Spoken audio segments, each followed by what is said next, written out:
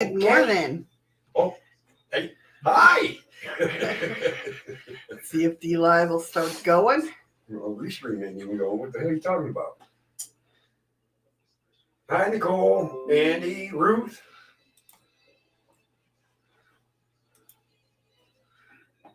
See, I'm seeing if dlive's going. Hey, dlive's going. What do you know?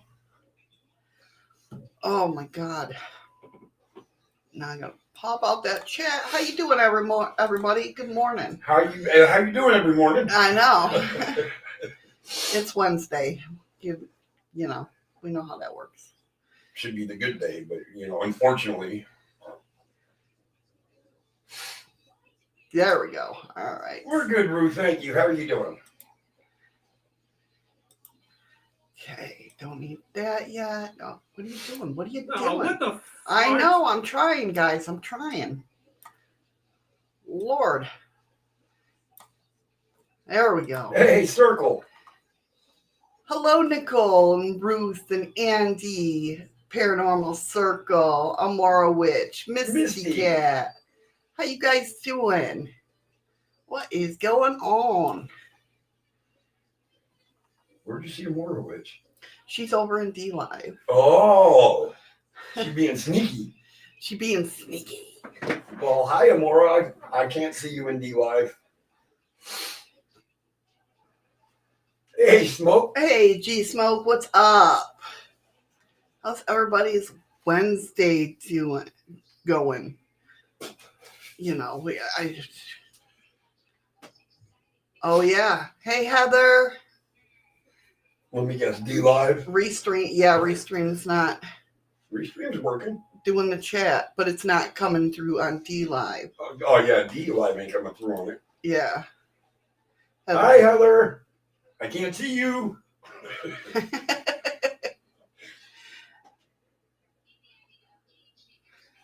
Oh, you don't have to be sorry. I mean, if you're hanging out in dlive, that's cool. Hey, Patrick. Patrick's also on dlive. Yeah, dlive's not showing up in the Restream chat. Hi, Patrick. I'm just taking Shadow's word for it. That can lead to big problems later.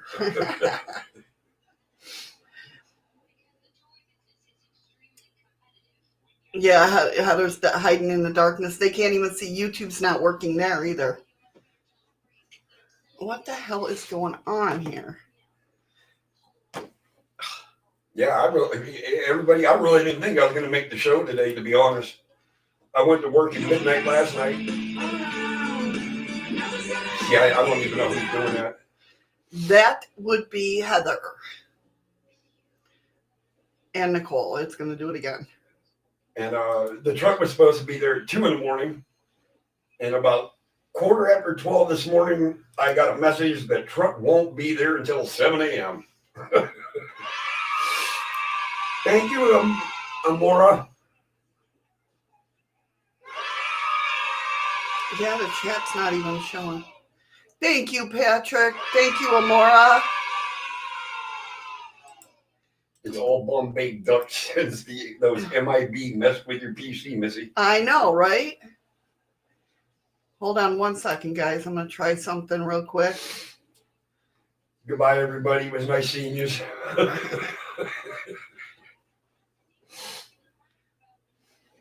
Oh, Ruth, that's all fine and dandy. I just picked up a little bit more overtime. Yeah, for some reason, chat's not even. I don't know, guys. I don't know. Hopefully dlive's still going. Yeah, chat can't talk to each other. That sucks. They're mad at one another. Something. They broke up. Oh, what the fuck? I know, Heather. I know. Is dlive up and running again? Can you guys see us? Hopefully you can. What the hell? Sorry, guys. I don't know what the hell's going on. Yeah, Andy, it'd be nice to be able to do that. But since I picked up that promotion, there's other things I got to get done. Thank you, Nicole, for the ice cream and the lemons.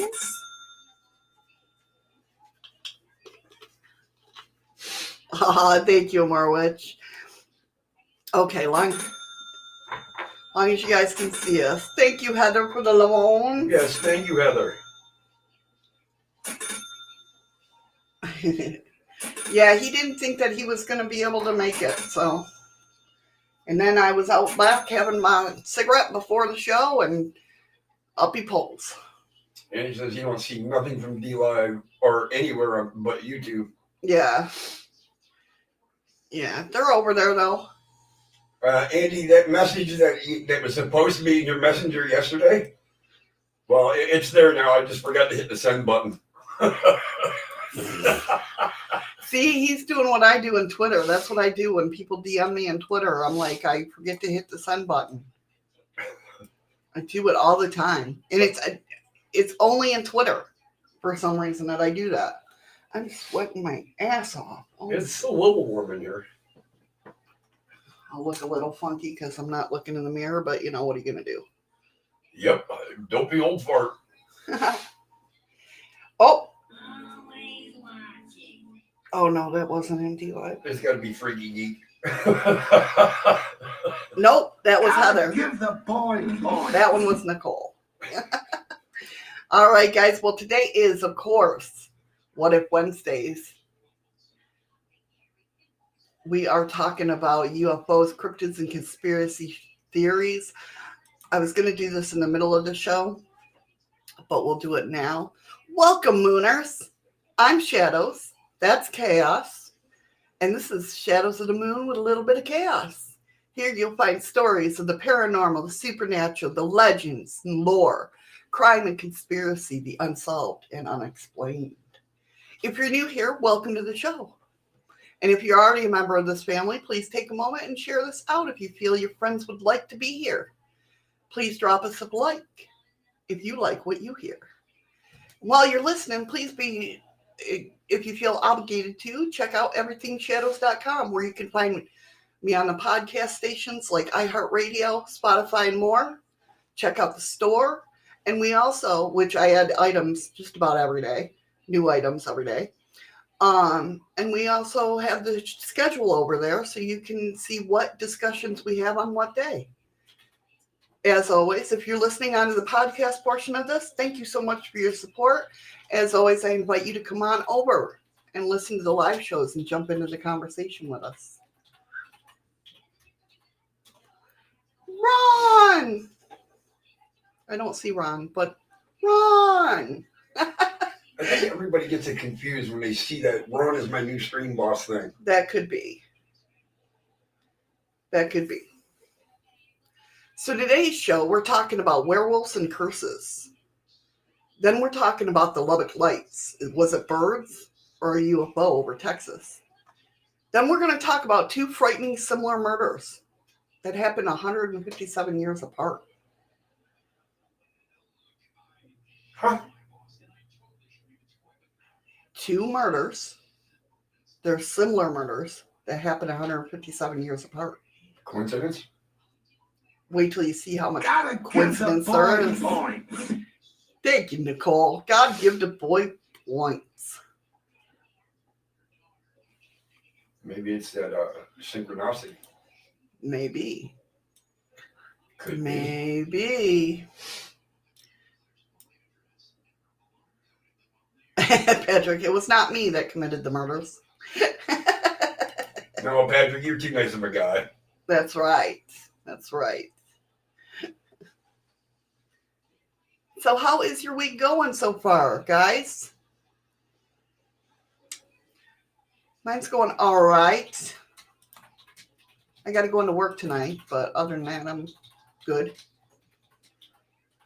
Did chat completely stop? Maybe great-grandkid of the great-great-grandkid or great-grandkid of the original killer? I don't know. We'll have to see. Where's that coming through? Over on dlive? Yes, Heather said that. Heather says it's going okay, thanks. Patrick's the unmurderer. That's what Andy says. Well, he can't be an unmurderer. I don't think he can bring people back to life. Necromancy? All right, this is going to suck. Right?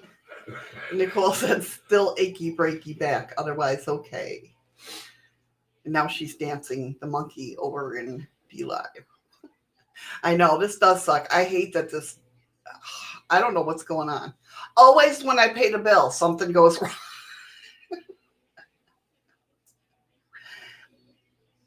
Tell you. Wait a minute, which bill was due?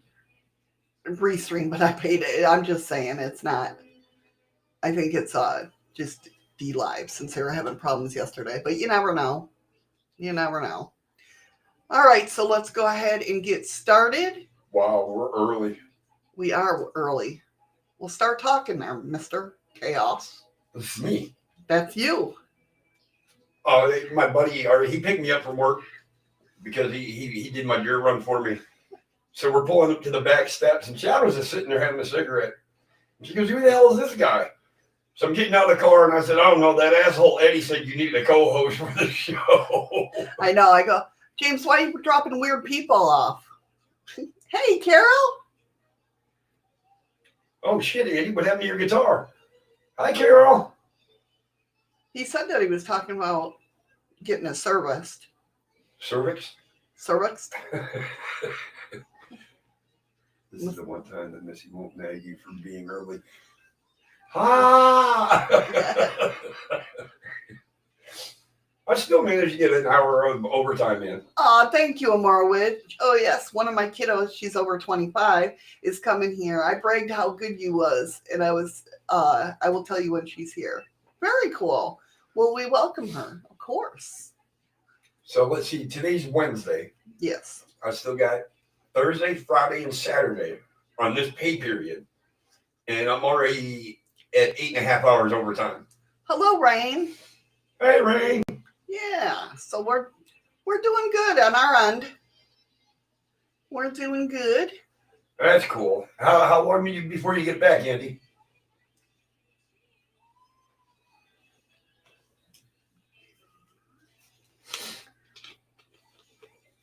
How you doing, Carol? How you doing, Rain?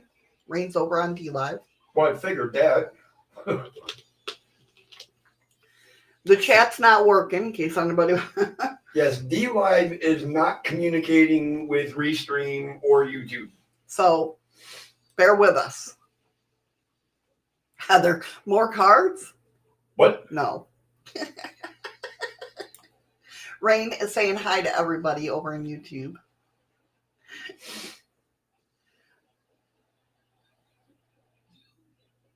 So are we starting now? Am I allowed to start now or what? Hey, Terry. Hey, Terry. I freaking guess if you think you have to.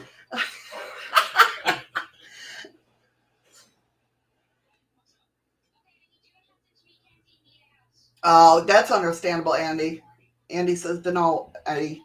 Could be a few days, could be a week or so. Luthier is having loads of work as restrictions are being eased and people want their instruments ready for performances.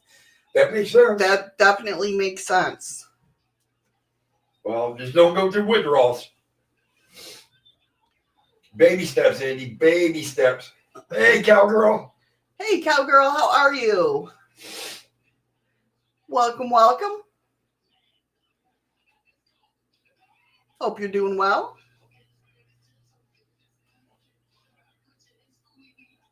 I was waiting for Rain did an iRock, but it's not working. Well, nothing from dlive is working. No, I know, but they were just a few minutes ago. Yeah, see, I can slap Andy.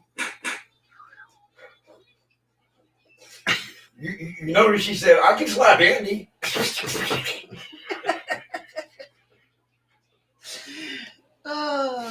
Andy, Eddie. What the fart? You're, alphabetical order, Andy. You got screwed. That was Nicole that said, what the fart? All right, guys. So to get started, first topic. Oh, my God. Ooh, that feels so good. Oh, Andy. Andy's back. So the word curse comes from an old English word, curse. Just drop the E and you'll have the root. The meaning isn't actually very clear, but one of these uses of the Old English word to denote a path or en route. Now,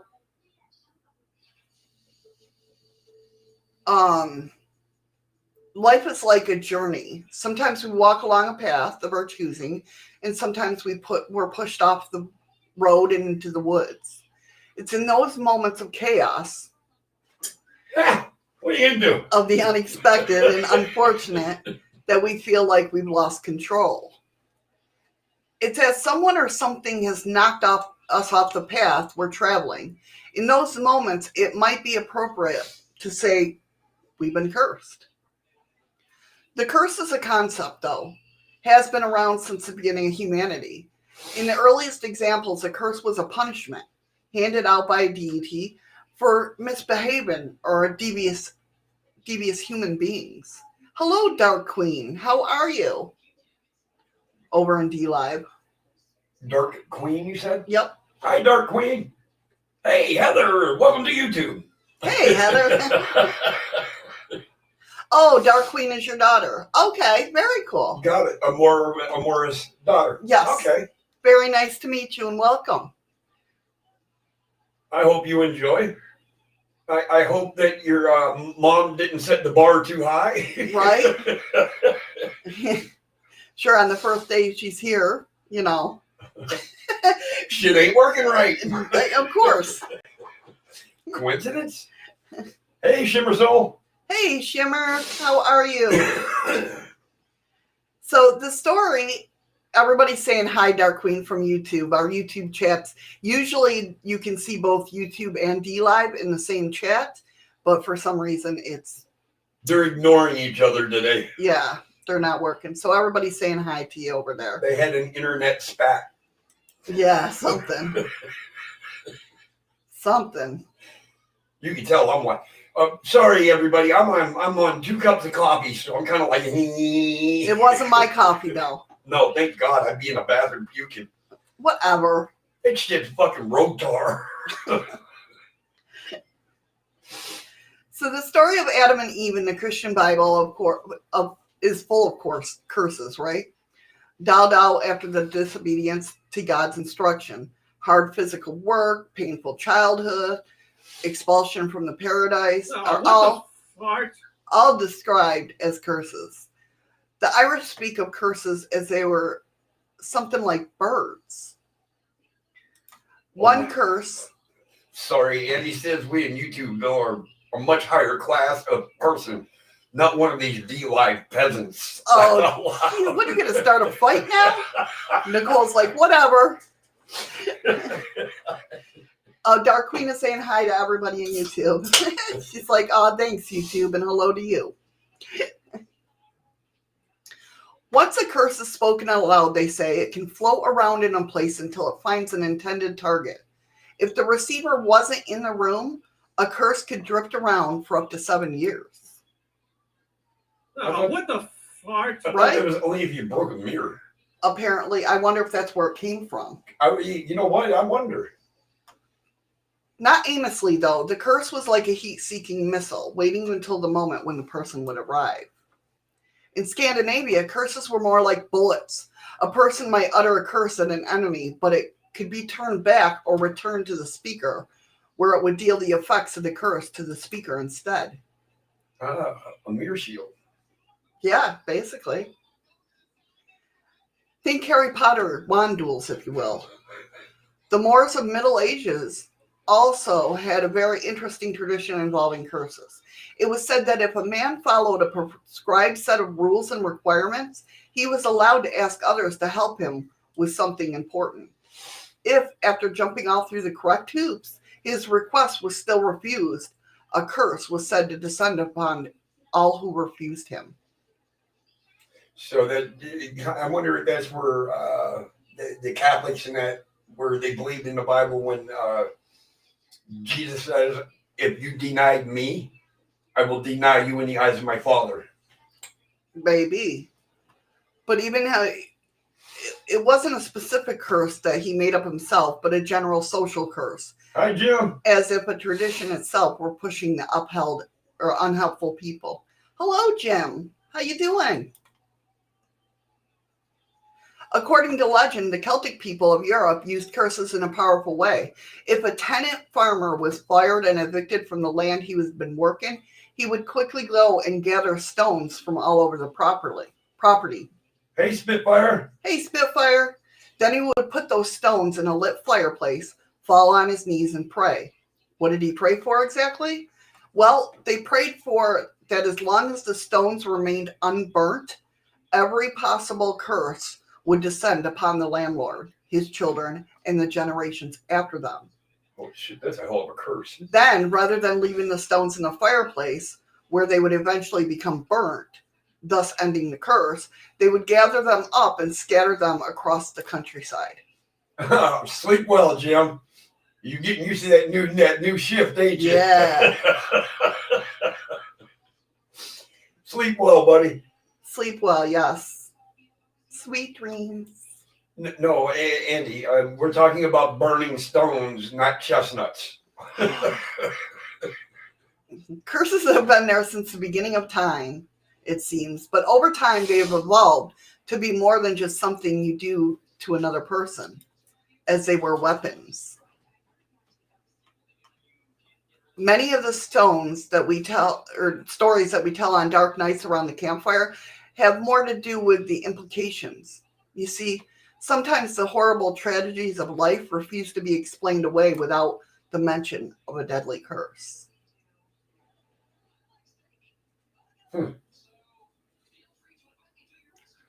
I'm trying to keep up with chat over in dlive. I'm sorry, guys, if I'm missing anything. And I'm sorry because I can't help her because I don't see dlive chat today. Oh, Patrick says, "Oh wow, I like being a peasant." LOL. Welcome back, Heather. Oh, I didn't know you left, Heather. Hurry back. Hey, welcome back. I don't know, Andy. That's a good question, though. So how did swear words become curse words? Well, if you think of it this way, when you say a dirty word towards somebody, it's derogatory. It's derogatory, yeah. So it's meant to be evil. Right, yeah. Yeah, so maybe that's it. You're welcome, Heather. My adopted. Thank you, Dark Queen. Thank you, Dark Queen. Did you see that? Yeah, Dark Queen just followed. Oh, did it pop? Oh, okay. How else was I supposed to see it? Because I thought maybe you saw it in chat. No, it popped up on your camera screen. I thought maybe chat miraculously started working. No. So when Prince Amito of Savoy told his father in 1867 that he planned to marry Maria Vittoria del Pozzo, his father was enraged. Thank you, Ray. Thank you, Ray, for the lemons. Thank you, Nicole. She was of noble birth, but she was no princess, and she certainly wasn't worthy of the son of a king. He was said to have cursed the union. On the morning of their wedding, thank you, Patrick, for the ice cream. Thank you, Patrick. On the morning of their wedding, Maria's dressmaker committed suicide. On the night of their wedding? On the day of their wedding. So that morning, she Right. committed suicide. Right. Maria took the hint and found a different dress to wear. Later, as the bridal party made their way to the palace church in a grand procession, one of the military leaders fell off his horse and died right there in the street. Maybe you're not supposed to get married? The wedding procession continued on and finally reached the palace gates, only to find them shut. A quick inspection revealed the reason why. The gatekeeper was found in the gatehouse, lying in a pool of his own blood. The death toll continued, though. Immediately after the wedding, the best man shot himself in the head. What the fart? The wedding party headed to the train station, perhaps in an effort to outrun the curse. But when they arrived, the man who had drafted their marriage contract had a brain hemorrhage and died on the spot. He was soon followed by the station master, who somehow got pulled under the royal train carriage and was crushed to death. Now, who was cursed, her or him? The union of their marriage. Well, yeah, but one of them had to have been cursed. It has to fall heavier on one or the other. Hey, Three Moons. Hey, Welcome. Three Moons. How you doing? Jinx. The king apparently saw. What the fart? Yep. The king apparently saw a pattern and recalled the entire party to the palace. While they're leaving the train, though, one of the noblemen fell beneath the same train car. A medallion in his chest, most likely a gift from the king himself, was pushed through his skin, stabbing him in his heart. Do I want to be part of your wedding party? No. Absolutely not. They say Maria was the final victim of the curse. They say she died in childbirth at the age of 29. Giving childbirth. Yeah. You said died in childbirth. That's how it was said. I know, but I'm like, how the hell did she die in childbirth? She was 29. Okay. Patrick said, I thought in death do us part, not death to get together, LOL. Misty Cat says, I made my sister's wedding dress and pricked my finger and got a drop of blood on it. The marriage didn't last long as per her superstition. Yep. I've heard of that superstition. Your before, blood Mr. tainted Cat. their love. Well, that was pretty rude. Well, I get what you're saying. I didn't mean it directly as in you cursed them. Okay, Three Moons. Whatever, if that's what you want to call it. What? It's like first clan meeting that I've been so welcome. We have a clan meeting? Apparently. Damn it, nobody sent me a memo. Me neither. Because I wouldn't have been there. Do you guys believe that more intense emotional injury at the time of death increases the chance of a haunting? I think the imprint. Yeah, it's going to leave a mark. Yeah. My favorite curse. Oh my God. Andy, mine's close to that, but mine's may the fleas of 1,000 camels infest your nuts and your arms are too short to scratch. Lord. But yeah, absolutely. It'll definitely increase the energy. Right, Heather? She said someone really didn't want them to get married. It was their dad, the king. Well, his dad. Well, then why would they call him back to the palace? If all this death is happening. I can't imagine somebody dying and then the procession keep going. Just keep going. Like, everybody just step over him. Yeah, I know, right? Wait, you there. Use your horse to kick him to the side, please. Thank you, Heather. So, Timur the Lame, or Timurlane, as he was known, what Heather do? was the great-great-grandson of Genghis Khan. Oh, God. Taking the throne in 1369. He was a vicious Mongol warlord and was known for his bloody military campaigns. He often built pyramids after his victories, not with stone, mind you. No, he preferred to use the heads of the defeated army, sometimes tens of thousands of them. He died in 1405, and I imagine that more people were more than elated of his news of his death. He was buried in an area we now know as Yep, that word. Uzbekistan. And a large jade slab was placed over his tomb as a safeguard. The stone was inscribed with a word of warning. When I arise from the grave, it said, the world will tremble.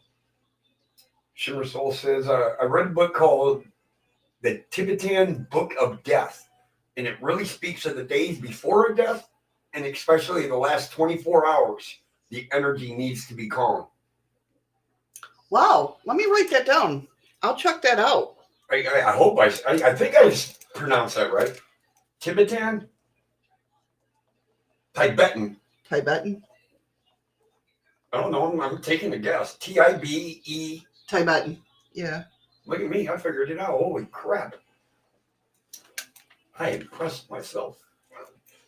Tibetan Book of Death. That sounds... I'll definitely look into that.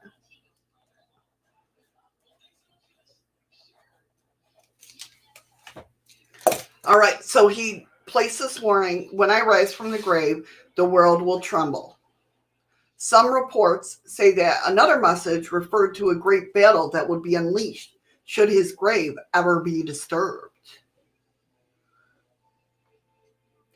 You see where this is going, right? Mm-hmm. In 1941, Joseph Stalin sent a team of Soviet archaeologists to look for Timur's tomb. When the local Uzbek elders heard of the search and planned excavation, they spoke out in protest.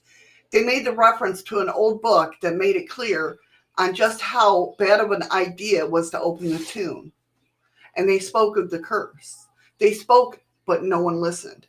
On June 21st, 1941, the tomb of Tamerlan was opened and his skull was removed. The very next day, Hitler's forces crossed the Soviet Union, beginning the largest German military operation of World War II. In fact, the Second World War had a great battle. This was it, hands down. The body of the Tamerlan was studied for over a year while the Soviet Union was torn apart and destroyed by Hitler's army. The body of Tamerlan was studied, I just read that. All told, the Soviet Union lost 26.6 million men and women in the invasion, more than any other country in human history. It's unclear why, but in November of 1942, the Soviets decided to return Timur's body to the tomb, complete with the proper Islamic burial. Days later, thank you, Heather.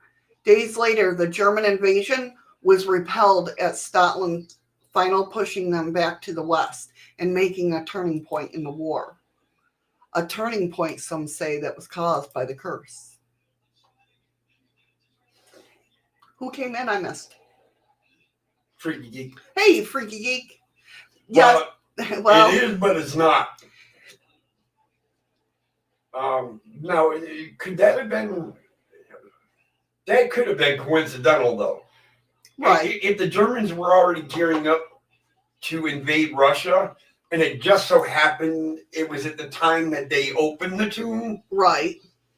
But if they believed that it was a curse back then, they probably thought that's what caused it. Right. I mean, it wouldn't be coincidental to them, like, oh my God, it's the curse. Okay, yeah.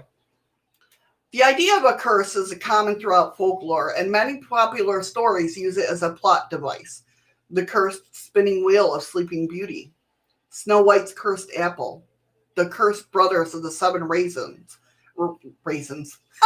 Yes, what were they? California raisins. No. I heard it through the grapevine. The cursed brothers of the seven ravens all come to mind. But then there's another example in Irish tradition that tops them all, however obscure it might be. There's an ancient Norse work called The King's Mirror that tells a fascinating story about St. Patrick. Patrick, of course, was known for his work spreading Christianity throughout England in the 5th century, but he apparently did not always meet with success on his travels. According to St. Patrick once visited a clan that lived in the southern kingdom of Ireland called Ossory. Like any other visit, Patrick's mission was to bring his message of Christianity to people there, but it appeared that he struck out. The King's Mirror goes on to describe how the people of the clan made every effort they could to insult both Patrick and the God he represented. Listen, Patrick, I got your back, okay? I didn't even think about that. Patrick, to his credit, carried on and tried his best. He preached the same message as he always did and followed the same protocol, meeting with the clan of their place of assembly, but the people would not hear him out. Instead, they did something that might seem incredibly odd to our modern ears. They howled like wolves. It's not that they laughed at him and it happened to sound like howling. These people literally howled at St. Patrick. The reason was incredibly logical. The totem or spirit animal for this clan happened to be the wolf. To them, they were just responding to a message of an outside deity with the sounds of their own. Now, this was pretty unheard of for St. Patrick, for St. Patrick. And in fact, that this event was recorded in Norse history books highlights just how unusual it was. But even more unusual was Patrick's response to this stubborn, insulting clan. Clearly upset, Patrick stopped speaking and began to pray. It was said that he asked the god to punish the people of the villages for their stubbornness. Isn't it wrong, though, to ask God, the Lord, whoever you may be, your higher power, Right. to bring pain or suffering upon somebody else? Maybe to his God, no, because remember, God back in the day, Okay. what is it, the Old Testament? Never read anywhere where it was okay to wish somebody else ill will. No, but God, had the hellfire and everything. You're the best around. Patrick says, my bad? Sorry. He wasn't specific, but he asked for some form of affliction that would be communal, that would carry on through the generations as a constant reminder of their disobedience. According to the story, God actually listened. It was said the people of Ossory were forever cursed to become the very thing they worshipped, wolves. So is that where now Freaky Geek says way back when it used to be fear the wrath of God. Isn't this too then? I guess we're the saying I'm a God-fearing Christian? Right, yeah. Okay. But this curse followed... Hey, distracted. Hey, easily distracted? But this curse followed a very specific set of rules. Every 7 years, one couple from the village of Ossory would be transformed into a wolf. They would be struck in the form day and night, year after year, until the next couple would take over, transforming into wolves themselves. Part of the curse was said to be how the people of Ossory maintain their human minds while in the form of the wolf.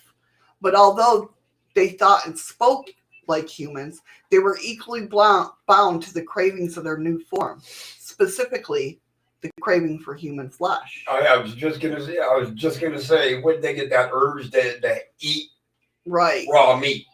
In this way, the curse affected everyone, from the man and woman transformed to the people around them who lived in constant fear of being attacked.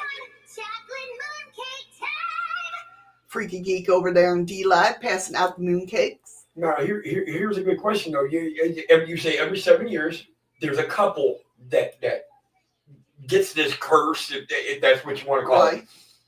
Now, if it's a young enough couple that had been cursed, if they have children, does that flow over to their children? Yes. Or does it just stay to them? It flows, if they're... So it just couple, goes through the generations. Right, okay. Yeah. Ever since that day, so the legend goes, the people of Ossory have been cursed.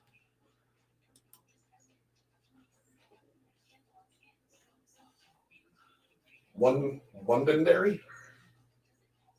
Did I say that right? I didn't. Werewolves of Londonderry. Missy Cat said that. Freaky Geek says, I think anybody who eats meat rare is suspect to be a wolf in hiding. Just a thought. Okay. Well, hold on. I'm just going up. Oh, that's right. I can't see dlive. Yeah. That also, right, Dark Queen. That also depends on the god you're praying to. Definitely. I agree. I definitely agree. And I think back then, it was all the... one god. It was, yeah, it wasn't, people didn't step out and talk like we do here. Well, but back then it was called a deity, not a god, wasn't it? No, back then it was God. It was still... Yeah, because it was Christianity at that point. Patrick says, I agree, Freaky Geek, about the meat. Rare. Freaky Geek says, I recall a story that if a person ate red meat, they would change for life into a beast. Actually, believe it or not, and this is just a little off, but actually people like me that drink a lot of beer and shit, red meat, for me, is a really good thing every now and then because it will help take all the toxins and everything out of my liver. I'm a well done person. Well, I mean, once in a while I like medium rare, but usually I'm a well done. It depends. I'm very finicky with that. She's more medium well. Yeah. To well done. I mean, me though, I cut it open. I still want to see the blood run.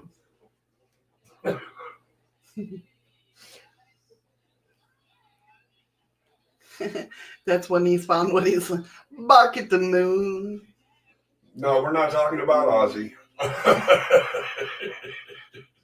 So there's media hype, and then there's grasping at straws. For some people, declaring someone or something to be cursed adds air of mystery and drama.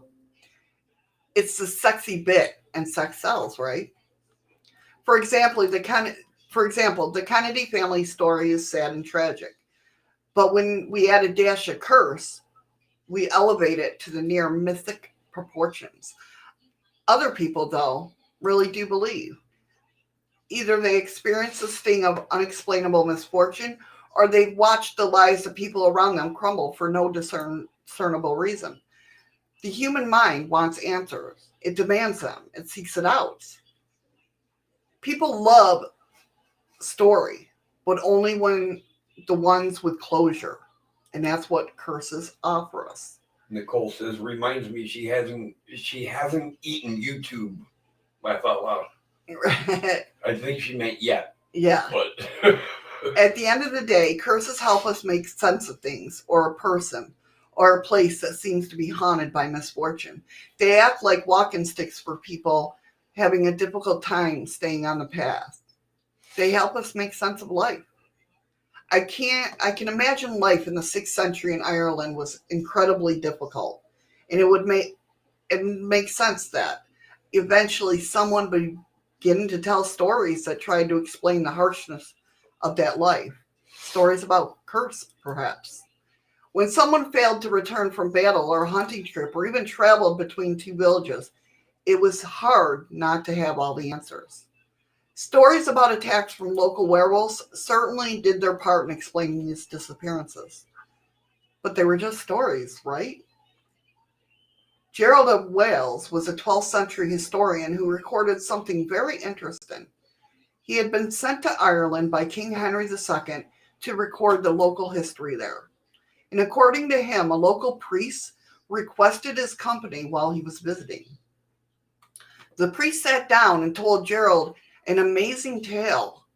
According to the report, he had been traveling near the west border of the country Meath, close to what would have been ancient Ossory, and had camped there for a night in the woods.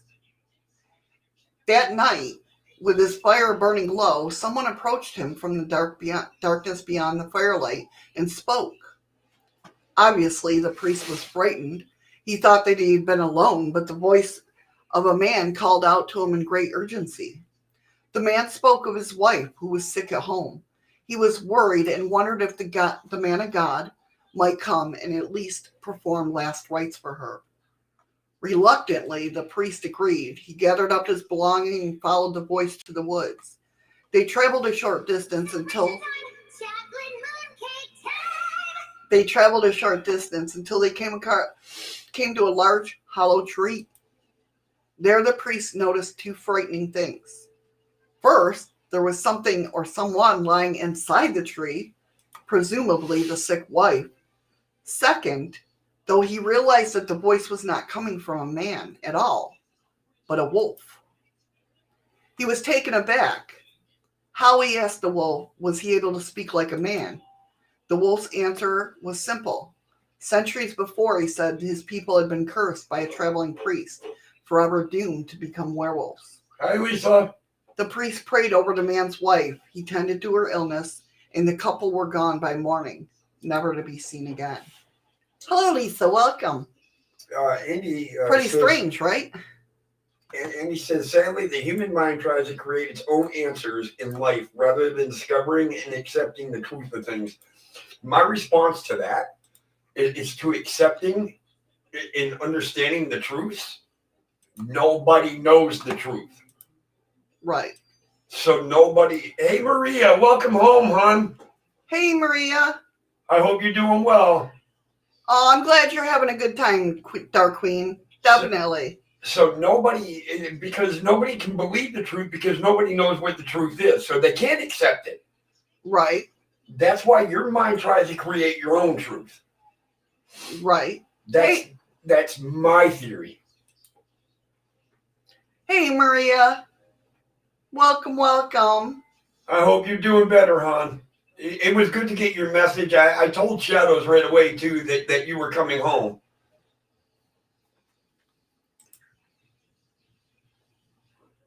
But that's just how I see it. People gotta give the boy points. Like, to this day, we've been lied to so much by the government and people around us. And what is the truth?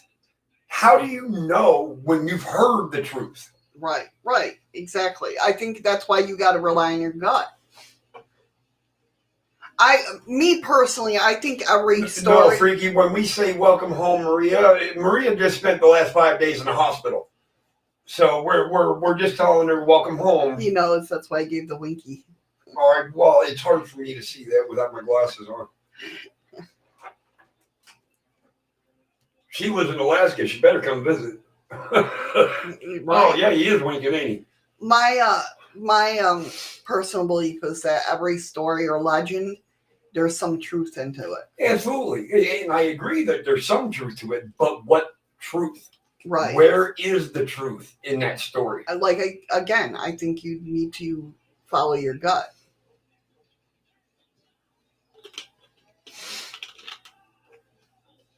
So, the next thing on our discussion is the Lubbock Lights.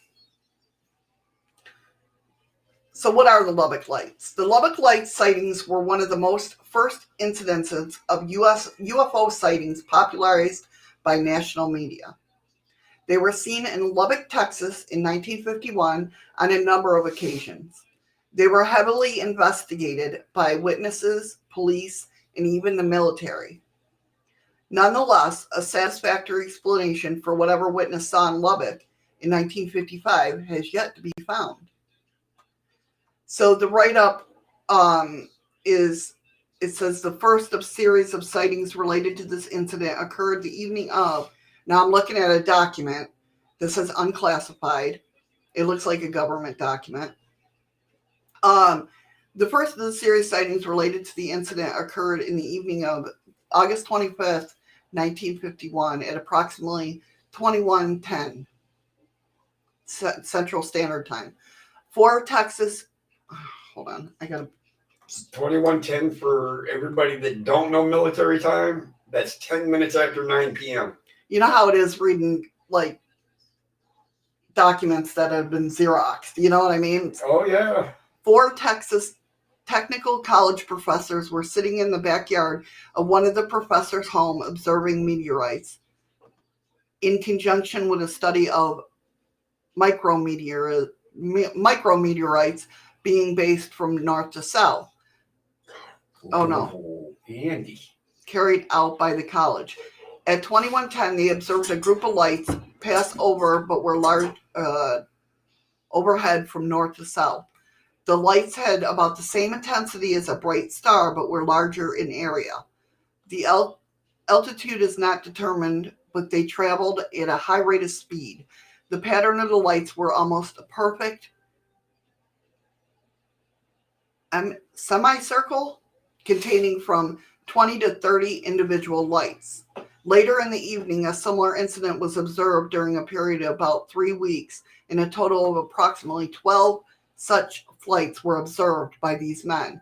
The group of men included A, the head of the Petroleum Engineering Department, B, professor of geology, has PhD, C, professor of physics, has PhD. What's up, Stranger Times? Hey, Stranger Times, how you doing?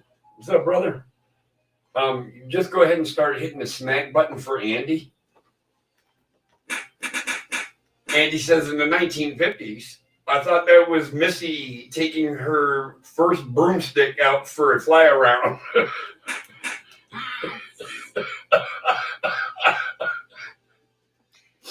and the professor of chemical engineering has PhD. Besides the above four men, the following was observed the incident as well. Professor of mathematics has PhD, and graduate student working on PhD. In addition, a professor of astronomy was consulted on the incident but did not observe any of these flights. The above-mentioned men took a personal interest in the phenomena and undertook a study of the objects. Attempts were made to obtain an altitude measurement by laying out a measured baseline perpendicular to the usual flight path of the object, placing angle measuring devices at the end of the baseline.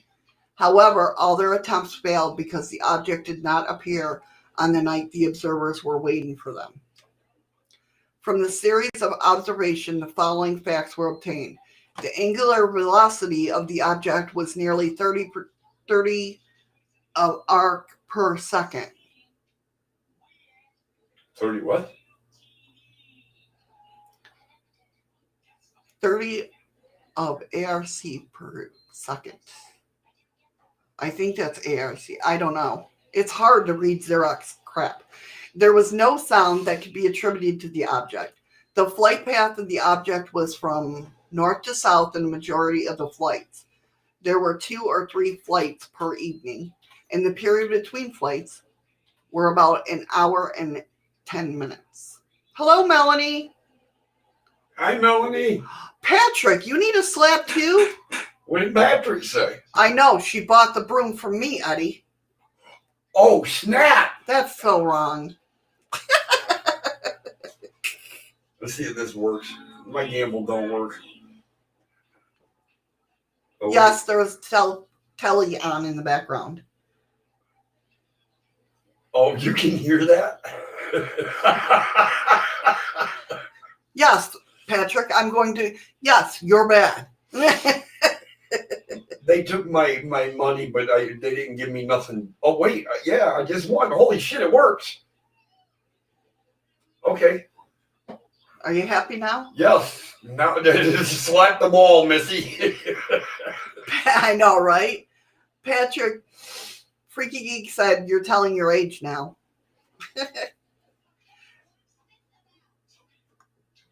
So that's what the thing says. So what's interesting about this sighting, apart from the obvious, is that witnesses were all presumably credible, right? All 3 of them were baffled about what they saw. They reported what they saw, and others came forward to claim they had seen the same thing. It might sound like jumping on a bandwagon, but 2 of these new witnesses also worked at the Texas Technical College. Whoa, wrong way. In attempt to view the Lubbock Lights again, the 3 doctors of science and 2 more of the techs professors got together in one of their front yards and put their eyes to the sky. On September 5th, 1951, they saw what they're looking for. One of the professors from that evening described them... What the fart? I know, right, Nicole?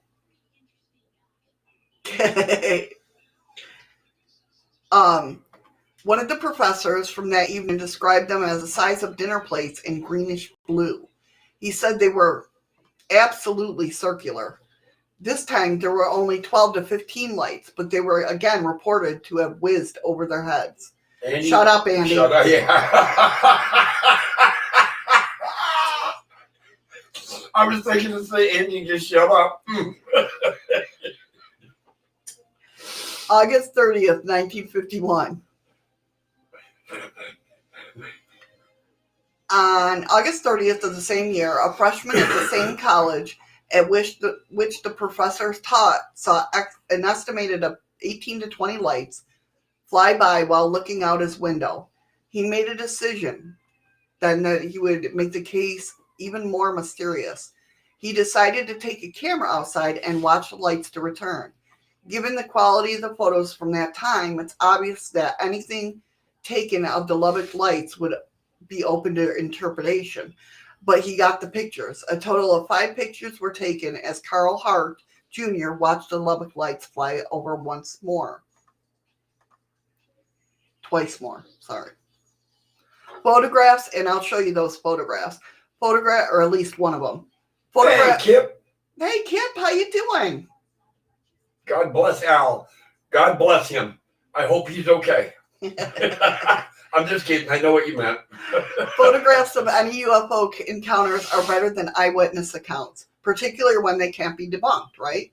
Such is the case with Carl's photographs. The professor admitted that Carl's lights were flying. Thank you for the ice cream, Amora Witch. Well, Amora Ladybug over on dlive. Spitfire says, did I miss something? Andy got abducted? He's going to get abducted. No, he ain't going to get abducted. He's going to get buried.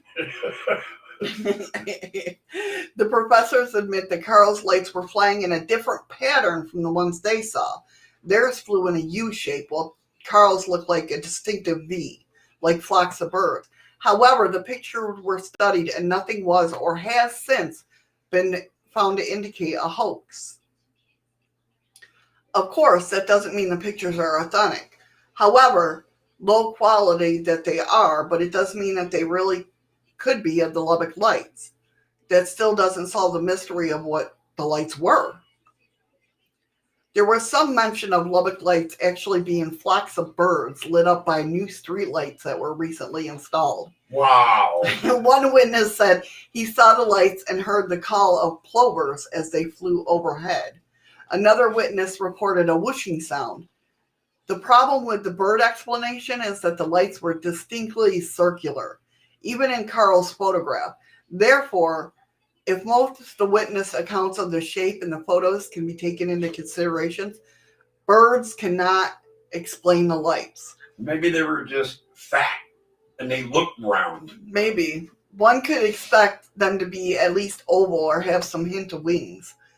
Furthermore, the lights were only seen over a short period of time. If the new lights and birds were responsible, the sightings would have presumably continued until one or both disappeared from the area. Of course, just because birds do not...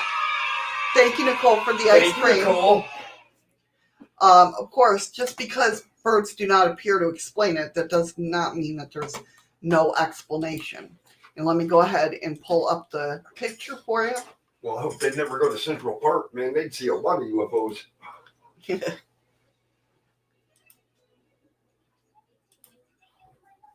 Mind you, I can't see chat at this point in time. So, yeah, definitely, I don't think they're birds. That's the picture of the Lubbock Lights that Grant took. Carl. But yeah, I do not see that being birds. Just my opinion. I mean, even as I'm knocking stuff off my desk, sorry. Yeah, the bellies, if they were birds,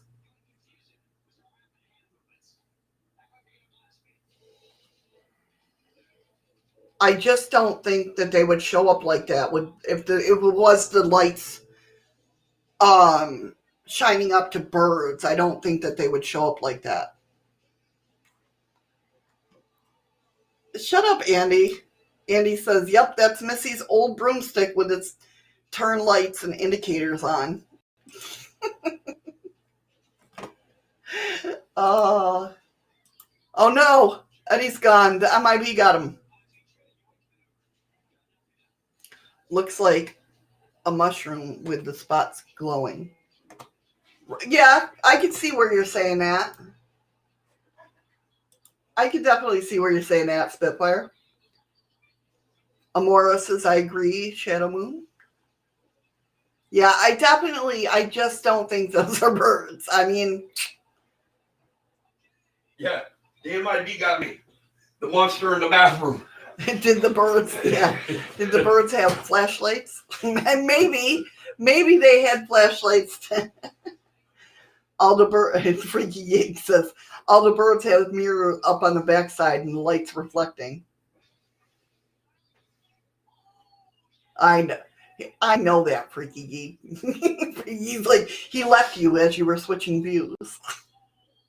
Well, that's cool. Kip says Crystal and Kim, his sisters, drove by Area 51. It's on her other channel, Kim's channel. Very cool. They birds. I'm a fairy. Right? Do you still have that up or No, but okay. well, I can put it back up. That's all right. I'll just go by everybody else's saying here. That way I can draw my own picture.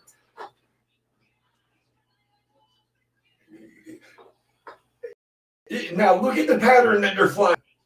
They were geese. Oh, is that what it As is? in a V flying formation. Look. They were geese. So they are birds. Jesus Christ, you people, you can't get that right. Some really, really big geese. Right, Stranger Times? Like, there are not birds. Birds do not glow, firstly. Also, they are too big for birds. Yeah, like, you can even the quality of the picture. I mean, you can tell it's an old picture. You know what I mean? But still, come on. I know. Yeah, it must be those crazy weather balloons the government keeps launching. Right? They're all tied together. Heather said maybe the birds ate glow bugs. LOL. Did a UFO get Eddie? No, I'm right here. Yeah, I agree, Stranger Times. I agree. Eddie, you know why Seagulls, these Patrick ducks said. fly in that pattern? The one in the front has the map. You know, I would laugh and agree with you, but it's amazing to understand when a flock of birds fly together, they all think alike. Yep. When one's going to turn right, they all know it. Yeah, Stranger Times, swamp gas. Yeah. But when one bird decides he's going to turn right at that moment, All of them. they all turn right. Because they know. It's like the way I was taught about, it's the same with swarm of fish. Or a school of fish, sorry. Nicole says they're wearing safety vests. That's what it is, the glow in the dark kind, yeah. So the planes can see them. Yeah, duh. We got to figure it out. It's same with fishes, school of fish, is like one fish has a magnet in its head, or a compass, not a magnet. Yeah, it's a compass. Yeah, and when another one forms and then more come into the school, all that compass becomes a bigger compass. To all of them. To all of them. It's just like... Yes, Freaky Geek, debris was good. Yes, it was. We watched it last night, as a matter of fact. We were both so tired, but yeah, we were like, no, we wasn't gotta watch falling it. asleep during that show. But yeah, that's where the saying a bird of a feather fly together. Because I don't think like a raven can fly with geese and be on the same compass. So the bird and the feather flock together. That makes sense. Definitely. Birds with bicycle safety reflectors on them. Yeah, right?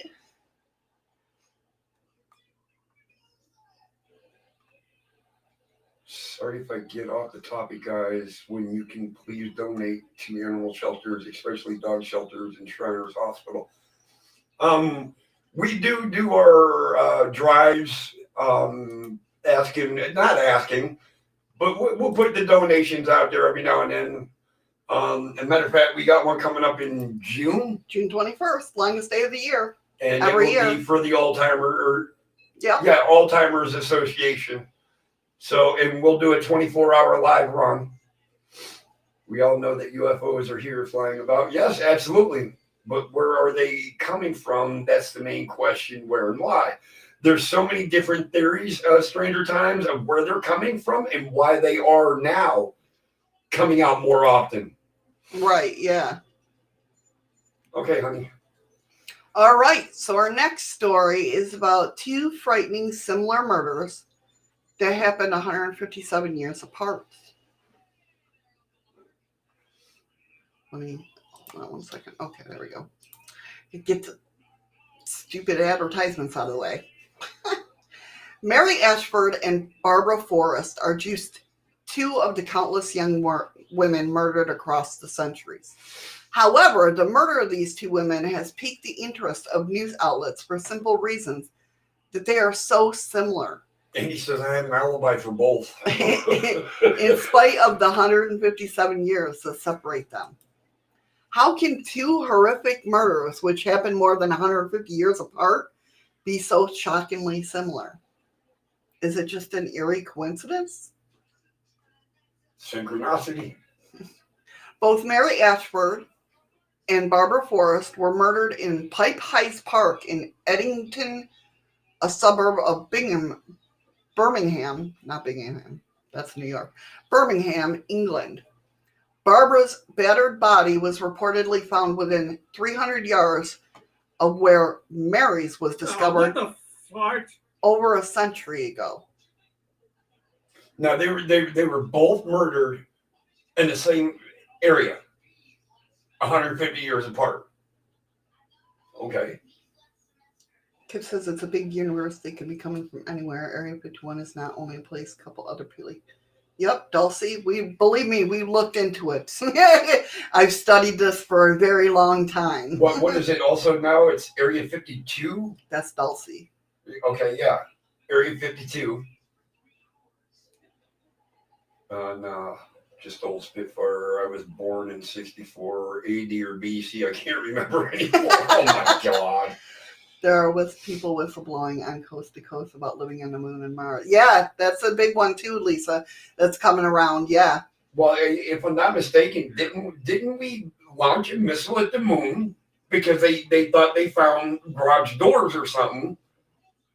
We talked about this. Yeah. They thought that was one theory.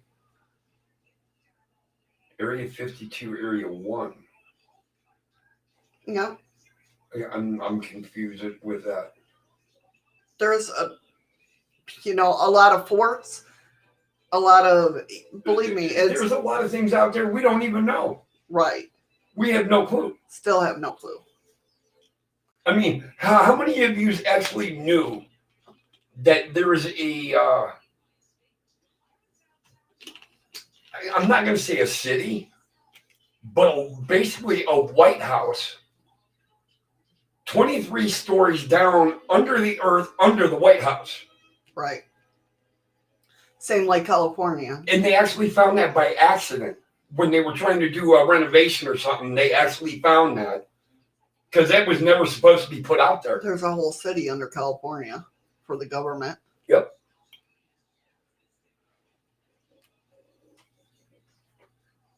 Okay, so. Yep, Patrick, there's an area in U.S. known as Area 53. Yeah, yeah, I agree, Lisa. Art Bell was the best. He could tell a story like no other. Well, when you have the facts and you tell the story of, you can believe me if you want. You don't have to. But what I'm telling you is what I know. Period. Right. It doesn't go on assumption. It doesn't go on, a hypothesis theory. This is what I know. That was last year's link, Nicole. It'll be a different link this year. So, Kip, I bet you if you look into it, because it was accidentally leaked, that you'll find that there is a place underneath the White House. Matter of fact, I think it's off the South Lawn. There's a place underneath the White House that is where they'll take him. With such a big number like 51 after area. Right, there has to be other locations. Yeah, right? Area 1, Area 2, Area. But I don't think that marks the number of how many areas there are. We wouldn't even be having this conversation if Bob Lazar didn't come out and tell us about Area 51. No shit, right? But some think he's bullshit too. But, what are you going to do?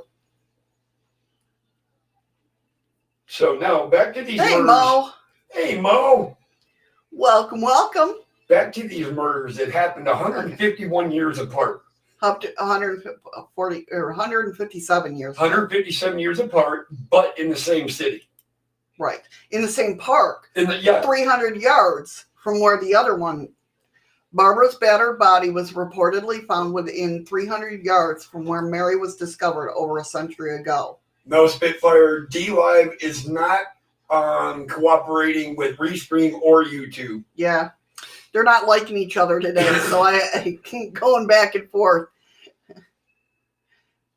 Patrick said there are tunnels crisis crossing the U.S. and Canada. That is top secret. Yep. Dark Queen says I'm going to head to bed. I have to get up early. Night, night, everyone. Sweet dreams. Sweet Dark dreams, Queen. Dark Queen. Thank you so much for joining us. Yes. I hope you had fun. I hope you enjoyed it. Well, and Freaky, I hope to see you again. That's a good question, Freaky. Are the victims related? We will see.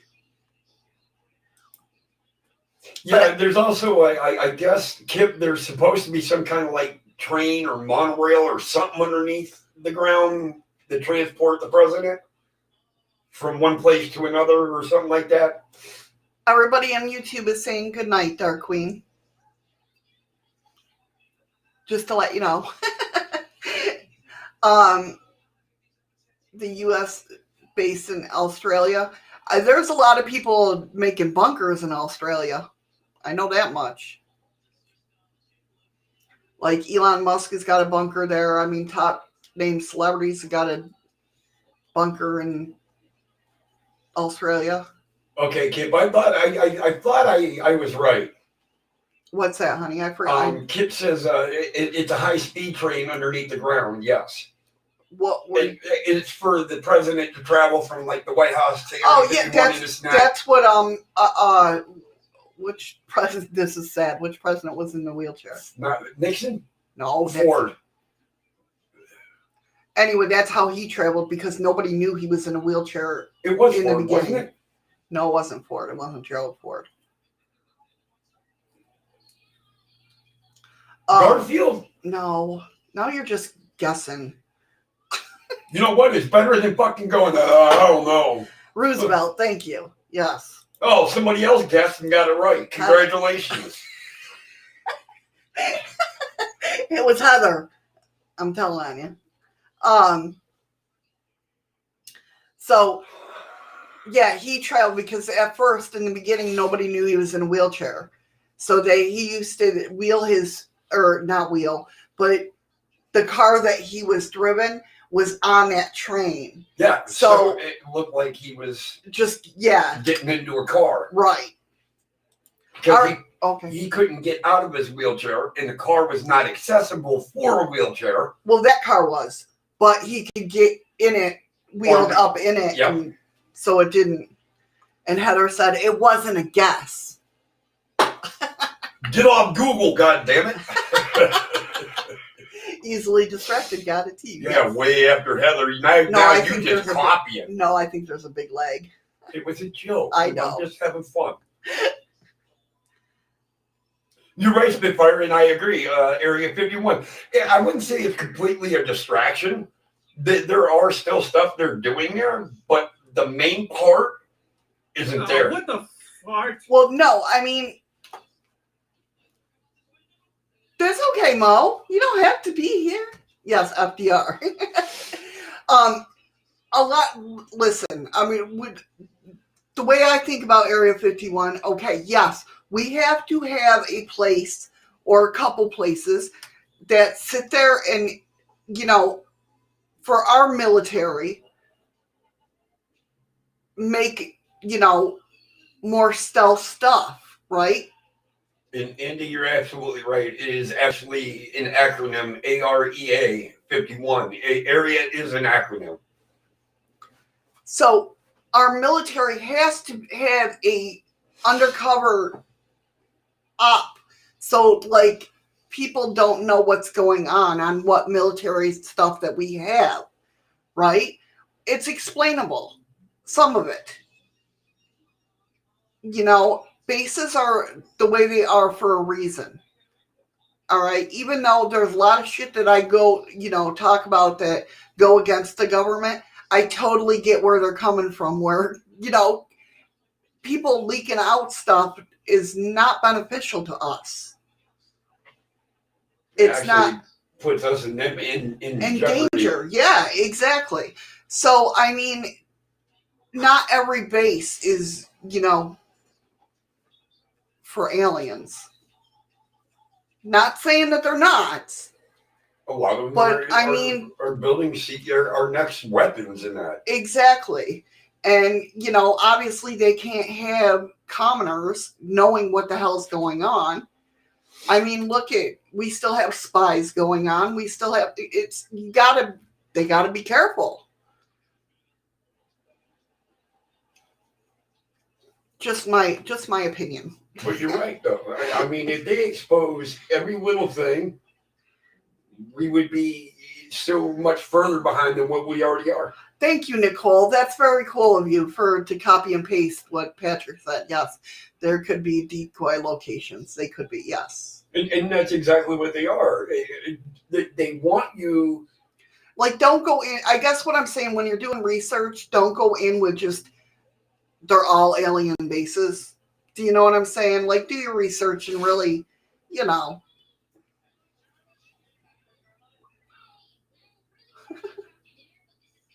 Hey, Amanda. Hey, Amanda. Mo, I'm glad you enjoy the streams. And we just make sure that everybody understands that if you can't make it, yeah, it's fine. It's not a mandatory job.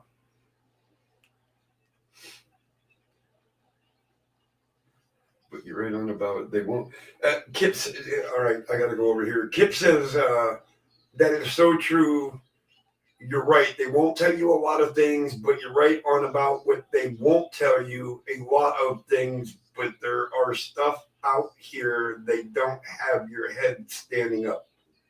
In other words, I think what he's saying, you got your neck stuck out looking at shit that really they got your attention. Right. Oh, definitely. I mean, definitely use your smarts about it. You know what I mean? I definitely agree that stuff's out there, but you gotta, I guess from having a son that's in the military, I look at it differently too. I look for his protection. Do you know what I'm saying? Ryan. Well, thanks. Well, yours too, but you're not in the military anymore. Hey, once a Marine, always a Marine. I know, you protect us at home now. But what I'm saying, I just feel like not everything is alien related out there. That's all I got to say. But and it's not. I mean, just don't go overboard. You know what I mean? I love this shit. You know that. That's why I have this channel. I love the paranormal. I love cryptids. I love UFOs and alien talk. Do you know what I mean? That's why I have this channel, and I like getting your guys' opinion on stuff. But don't go, keep on that fence with the smarts. Don't go overboard either way.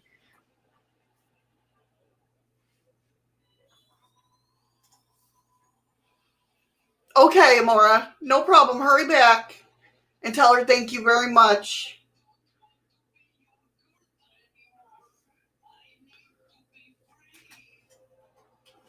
Yeah, exactly. That was brought up too, Patrick. Yes, about the Ronald Reagan thing. He was like, "What? Well, if we were facing in one of his speeches, what if we were facing an attack from outside forces? We would all band together, hopefully." And I think that was the start of something else, but that's besides the. Yes, Mo, he is wide awake today. He's had 2 cups of coffee in him. Yes. And then got sent home. Well, not sent home, but got done with his job. So now he's like, what's up, aliens? Hey, Earther aliens. See? Always watching. They show up when we're talking about them. How you doing, hon? Hope all is well. We ain't told shit about the truth as far as aliens are concerned, because the human race itself is alien and not of this planet. And we're not. We're transplants. We live in a petri dish. We're a science experiment to somebody else. That's right. Always watching. And I honestly believe Spitfire, and he said, in other words, do not go down the rabbit hole. Have fun with rabbit holes, man. I have fun with rabbit holes. But just, don't. Be careful. Just don't, just don't, totally go down the rabbit hole. Like, stick your toe in and see if the water is nice and warm, but don't drop Don't jump in. Because, you guys know, you guys watch YouTubers, and some of them are just all aboard I just want to find out the truth. Do you know what I mean? Now, Which we all do. Shadows is more eager to get into a rabbit hole deeper than I will. And he always goes down rabbit holes. But I will go down the rabbit hole. Yes. Yes. And I don't get me wrong. I mean, I'll go down rabbit holes, but yeah, exactly. Like Misty Cat said, I used to go down them really bad. Now I just get the flashlights and can't see hopes. Yeah. She's talking about a migraine headache. Oh.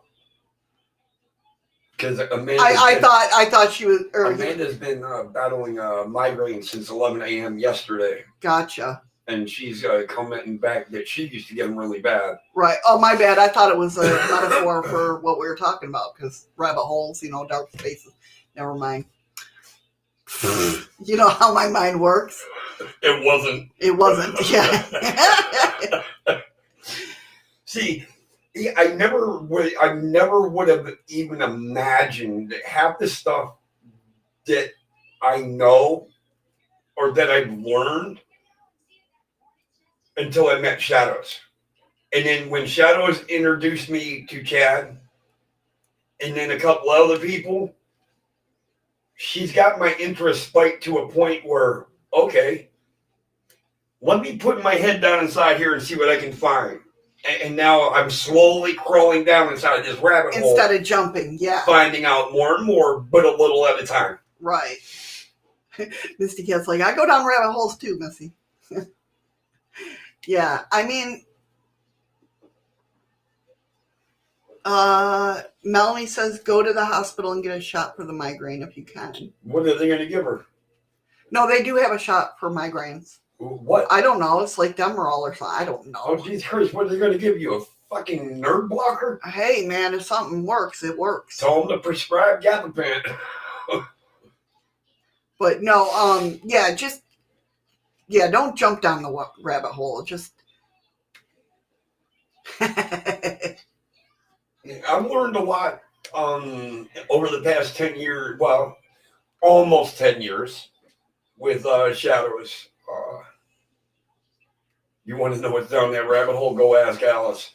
No, because I think she'll lie to us. Patrick says, when Missy introduced Eddie to me, Eddie was never the same again. LOL. Huh? Patrick. What did he say? When you first came on the channel, basically. When you introduced him to him, he was never the same again. Or when I introduced you to him, he was never... It make you really think, why would they hide so much? Oh, I already know. Believe me, Kip, we've been down. Believe me. Been down many a rabbit holes, especially with Craig. Yeah, definitely. Craig and Chad. And if a lot of Chad, but Chad. Yeah.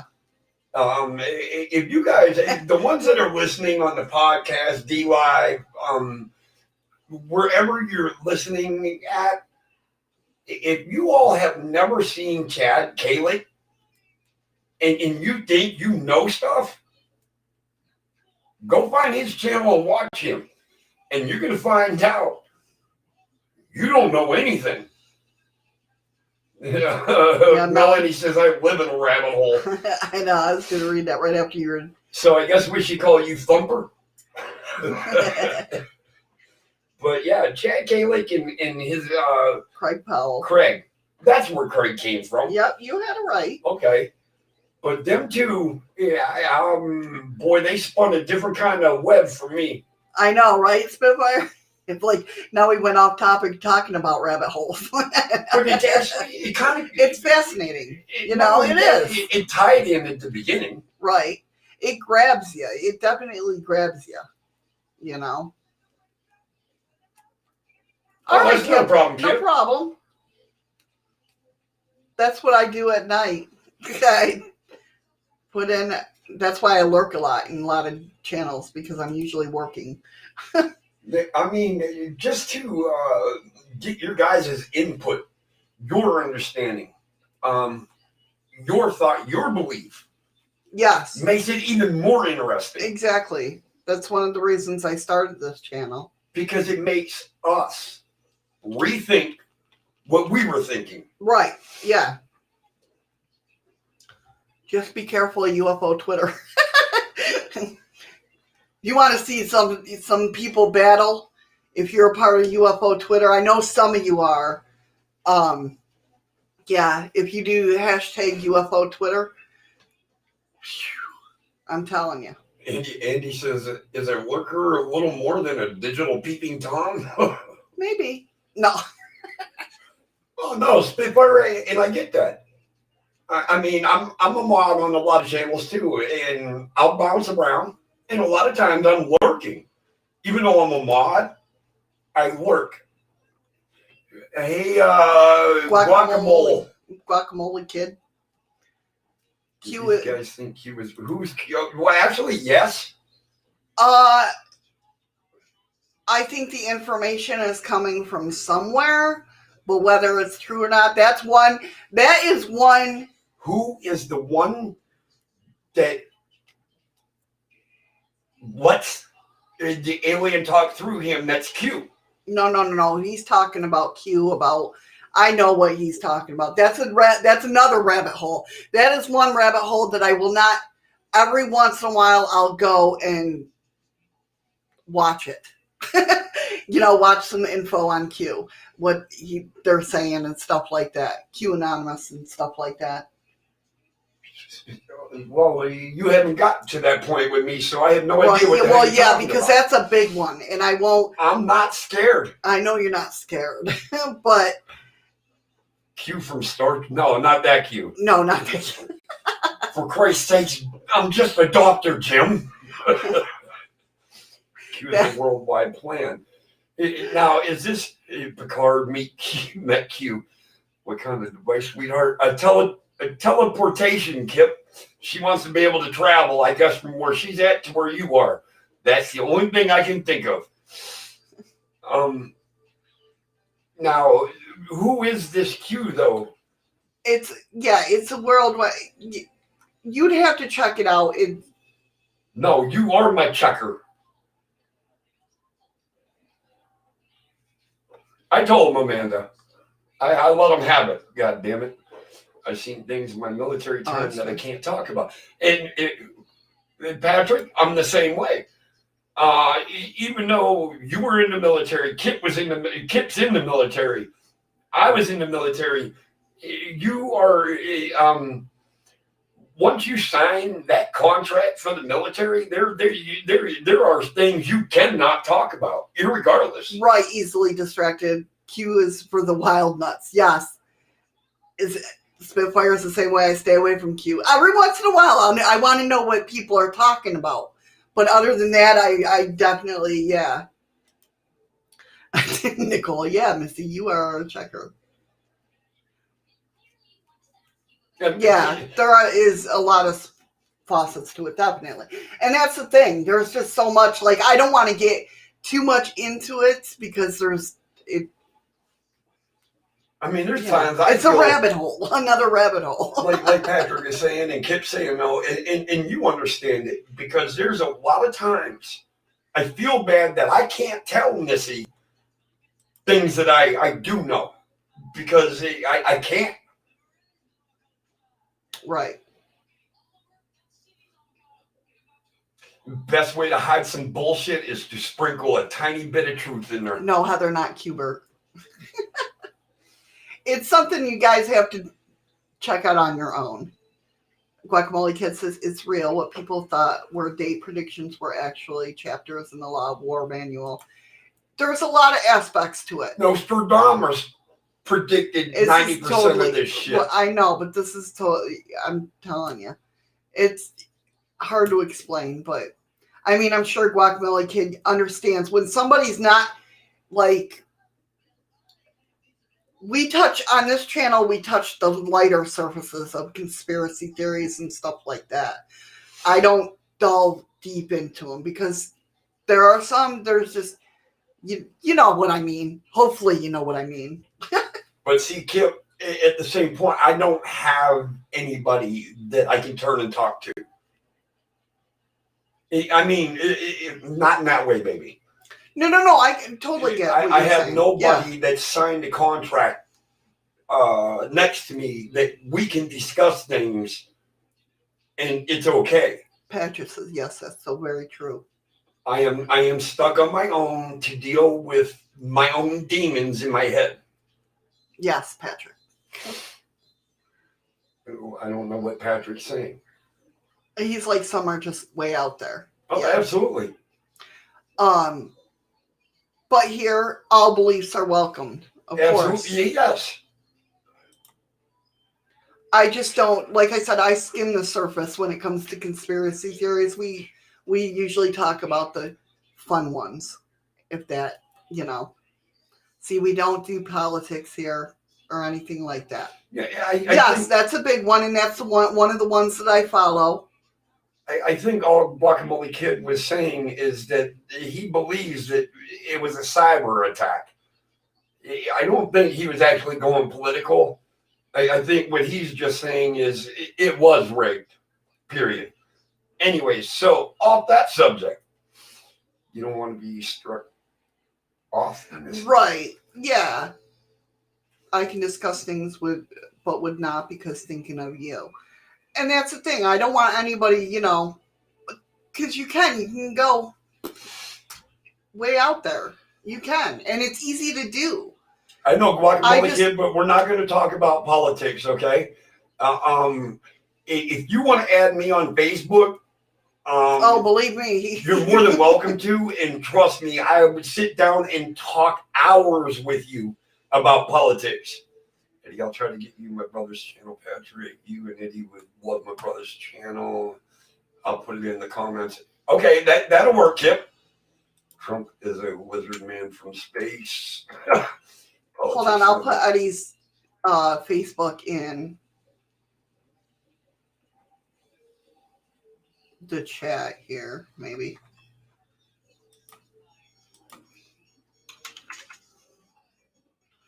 The Guacamole Kid, she's going to try to throw up my link for Facebook. If you want to add me there, we can sit and talk for hours, trust me.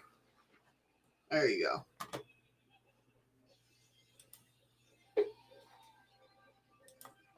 And there's, hey, Giggle Pickles, how are ya? She's saying hi to everybody in chat. Hey, Giggles! dlive is not working with YouTube today at all, so. But dlive is working. Yes. But yeah, we don't, Anybody's more than welcome to add me if you want to talk politics. We'll talk politics outside of the show. That's fine. We can start a stream room and just talk. Well, the land has already happened. We are in the mop up, wake up stages. Sounds good. Thank you. Okay, yeah, just add me there. Oh, and there might be 2 accounts that pop up. No, because I just put the link in your chat, so it's going to your. So it's not gonna go to the flower one that I haven't been to in fucking ages. Yeah, no. Okay. What was I gonna say? Oh, everybody's saying hi, Giggle Pickles.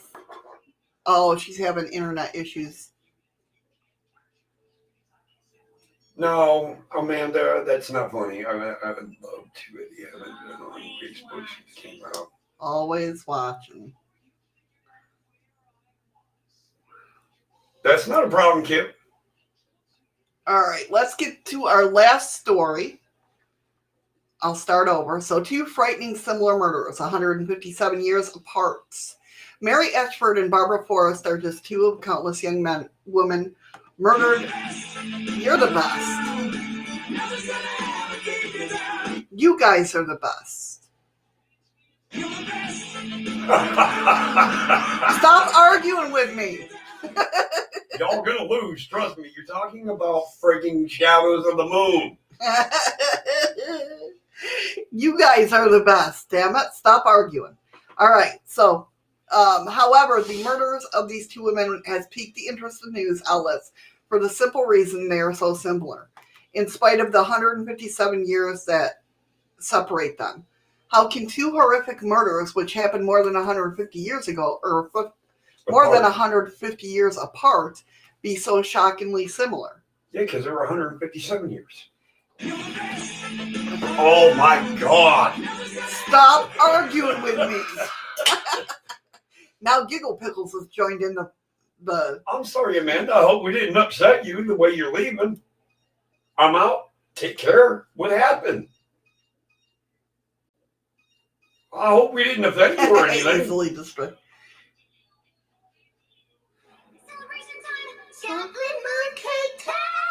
Easily distracted. You don't want to go that road.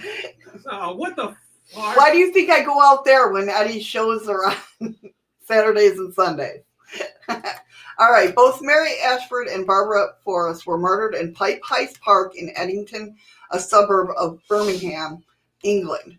Barbara's battered body was reportedly found within 300 yards from where Mary was discovered over a century ago. Give the boy points. Okay, Amanda, rest easy, and I hope that your headache will disappear. I understand Definitely. you got a migraine. I get it. Believe me. You do the same, Give the Kip. boy Take points. care, Kip. Thanks for stopping in. Thank you, Amanda, for stopping in. I hope you feel better. Gotcha. I know why you made the joke. Or peppermint. Peppermint helps too. Who was that woman in the hospital? What she got the peppermint from you, didn't she? All the time because of her migraines, yes. And well, she was actually terminal, and Yeah. we knew that. But she bought Shadow's peppermint all the time. I would be sold out of my peppermint oil forever in a day because she would always, how many you got? I got 20 bottles. Give them to me all. But I think it actually prolonged her life because it eased her head all the time. Yeah. I even, and not to get off subject, I'm sorry, but it made me feel good as a humanitarian because this woman had no family. So they asked for volunteers at certain times to go up and walk the woman out in her wheelchair so she could have a cigarette and this and that. And I did that. And it made me feel good. So yeah, I can be a good guy sometimes. Okay, so. Yeah, I use peppermint in an oil burner, but just sniffing it. Or she used to rub it on her temples. Yep. But you have to be careful with that because, like, my oils are, some of them, you have to buy the right ones, but some of them are straight up, no, filter oils. It's straight up peppermint. So you got to be careful. That's true, Freaky Geek. He says a live is not a proper live if you never go off topic now and then. Not a lie, alive. I said that. It sounded like you said a lie is I not can't a help proper it. lie. It's getting close to the 2-hour mark. My mouth starts dragging. Yeah, thanks, Lisa. I don't know what face. I make 1,000 faces a day. I'm more awake. But you have to understand something in this town. When somebody gets knocked down, the Yeah. whole town comes together. Yeah. So, finish this last story. Oh, you're reading dlive. No, you spelled it right. Eucalyptus? Is that what you're trying to say, Amora Witch? I had to think of the word. I think it is. Eucalyptus is a soothing agent. Yeah, that's true, Nicole. It's a Missy live, Freaky Geek, LOL, a unique one. Yeah, eucalyptus is a muscle relaxing, tension relieving agent. Yes. Okay. I'm like, that's why it took me so long. Like I knew what you were trying to say, but I couldn't say it myself. What is it? EUCL? No, it's like yeah, never mind. All right. Before their deaths, Mary and Barbara said that they had felt a sense that something was bad. Something bad was going to happen. Now, they both said this 157 years apart. Yes. Okay. Mary Ashford, who was killed in 1817, confided in her friend Hannah's mother that she had a bad feeling about the week to come. before she was murdered. Barbara Forrest, whose murder took place in 1975, told a colleague that this is going to be my unlucky month. I know it. Don't ask me why. Both Mary and Barbara were 20 years old at the time of their murders. They even shared a birthday. They enjoyed dancing and going out with friends, which is what they both did the evening before they were killed. Mary went to Whitsuntide dance at the Tyburn House Inn with her friend Hannah. There she mingled with Abraham Thornton, and very early next morning it was supposed that she went to Hannah's mother's house, changed, and met up with Abraham Thornton again. She was last seen walking alone in the village around 4 a.m. Thornton admits the two met up later to have sex. Barbara went out dancing the night before her death with her boyfriend. She ended her evening earlier than Mary, hitting the bus stop at home around 1 a.m. The Auditing Murders. Both Mary Ashford and Barbara Forrest were raped before they were murdered. Both were strangled to death and left outside in the early morning hours of May 27th. They were found in Pipe Tie Park, like I said, Mary in a flooded sand pit. So the Pipe Hayes Park suspects. Suspicion for Mary's murder fell, of course, squarely on Abraham Thornton. He admitted to being with her around the time she was murdered. He also admitted in having sex with her, though he outright denied raping and killing her. The blame for Barbara's murder also fell on the man with the last name Thornton. Keep going, because I have one question to ask. Okay. Michael Ian Thornton worked with Barbara. Police found bloodstains on his pants, and he offered an alibi that proved to be false. Juries found both suspects not guilty due to lack of substantial evidence. In both cases, a sibling contested the finding of the court and demanded further investigation. No one was ever convicted. Both Barbara and Mary's cases are considered cold. Maybe there's nothing to these eerie similarities. Then again, maybe young women should avoid walking alone in Pipe Hayes Park in the early morning hours of May 27th, especially if they were out dancing.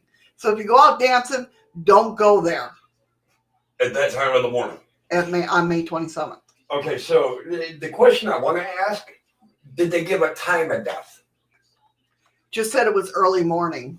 Okay, the reason why I'm asking that, if they died similarly, within 100 yards of each other, right, and died the same way, was it a rebirth situation? I know, right? Where she was supposed to do something different, but didn't do it different, and followed the same path?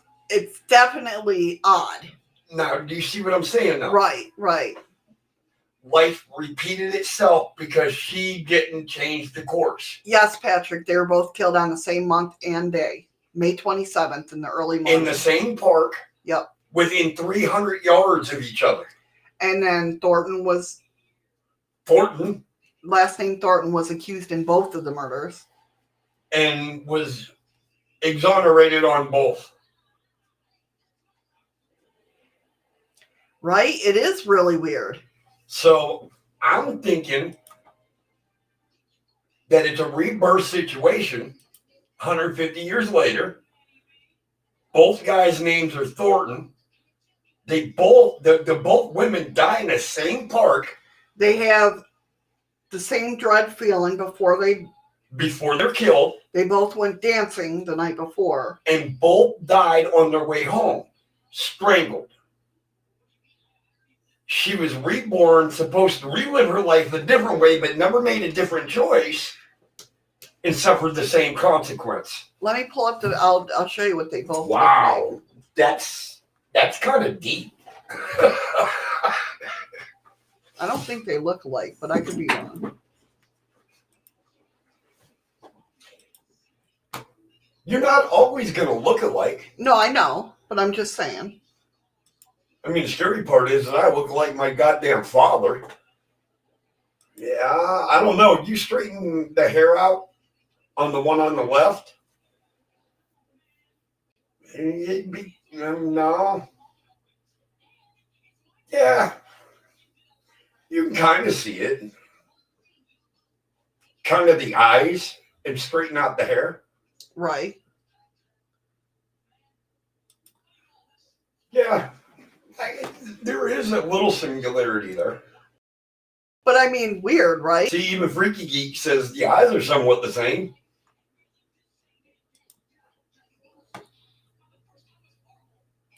Amora says, wow, Eddie, that could be true. And then Amora said, look at the eyes. Heather says there's a slight resemblance. Nicole says you have a point, Eddie. Unfinished business. Misty Cat says the nose is different. Yeah, the nose is a little different. Misty Cat also says that's weird. Yes, was going to say rebirth. Wonder if there was one before these two murders. I don't know. But it just seems weird that they both... Yes, they were both 27. They had the same birthday. And they both had the same feeling. Both went to a dance and died after that dance. Oh, they were both 20. Sorry, yes. In the same park, 300 yards from each other. Well, it's okay. We're all past 20. Yeah. And it's been over 150 years since the... No, it hasn't. No, When was the last murder? 75. No, there's still 4 years to go. Yeah. And I wonder now if in 4 years, if this happens again in the same park with the woman that has the same feeling and dies the same way, she is trapped in a loop. Right. Yeah, Misty has, that's too much of a coincidence. 20. They were both 20. Yeah, I know, me neither. Well, no, I can because I was pregnant with my daughter at 20, but my oldest.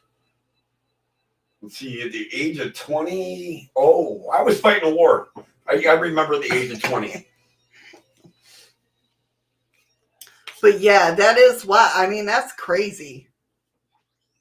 There's just too much Coincidence? coincidence Too many coincidence. to brush it off as a coincidence. Right. I was behind the screen and was at the Peppermint Oil Mart when I made my coconut oil comment, but it looked like It was out of the blue. I know. It's sometimes don't ever. That's why I said, even if you're gonna, because I do that in streams too, but there's such a lag. Sometimes there's a lag. I did see your comment. Jill says maybe they were repeating their murder over again in a different light. And if you listen, Giggles, that's what I was saying. She is stuck in a loop. And apparently it's going to happen every 150 years. Morris said, 1 year before I was born. Did you say 75? Yep, 75. Hold on. Amora said a year before she... Damn it, I'm older than you. We both are. Oh, this sucks. Hurry back, Nicole. Yeah, always remember, Shimmer, and I've learned this, if you pause the stream, Yeah, make sure you go back down and hit the live button. I know. I do that all the time too. Believe me. You're the one that got me on that. And I'm like, why am I so... What the hell are they talking about? You're like, are you live? And I'm like, yeah, I'm looking at it. Yes. Okay. Wait a But minute. then you would come over and tell me the button down at the bottom, click it live, make sure it's got the red dot. Yeah. Yeah. What if it's not? Do you think they're repeating getting murdered, or could the murderer be repeating too? No. Because he had the same last name. I get that. But I think it's the girl. You think it's the girl? Because it's same dance, Hurry back, freaky. same way through the park. Right. So that to me in itself, maybe they are both repeating a life at the same time. It is weird that both of their the suspects of their murders. Hey, Lady B. Hey, Lady B, how are you? Urbanstead. I like that. What was I going to say? Yeah, I mean, it's a sad story on what happened. We say absolutely. But the weird part is, it's not the story itself. Think of the time frame. You're looking at 150 years to the day. And within 300 yards of one another in the same park after leaving a dance? I mean, it's very weird. Oh, wow. Thank you, Lady B. Your first time here. I hope you enjoy it. Definitely. Oh, and she shared it out on Facebook already. Thank you so much. Thank you so much. We appreciate that so much. But yeah, I mean, Welcome back, Freaky. welcome back, Freaky Geek. There's so much that can go into that story. I know, it's just wild. It's almost like Bobby and Bruce. You mean Bruce and Bobby? Yes. Was it him reliving? Was it her reliving? Was it Bobby and Bruce? It was Bruce and Bobby. Or were they both living this loop? I don't know. It's definitely strange. It gives you something to think about. You know, without a time frame, though? And if it's the same murderer and same person, different time zones, yeah. So Lady B You rock, Rain. must Thank be you. Freaky Geek's friend because she spotted it from Freaky Geek sharing it on Facebook. Well, thank you. It was Bruce. Bobby. It was Bobby and Bruce. God damn it. We're not going to argue about this. Do y'all have a PayPal link to donate? I think you do. I have a couple ways. Yes, I do have a PayPal. Give me 1 second here. She doesn't run it on here. I think it's under your store net, ain't it? Or one of your damn channels. God, I don't know. I forget what the hell I'm doing. No.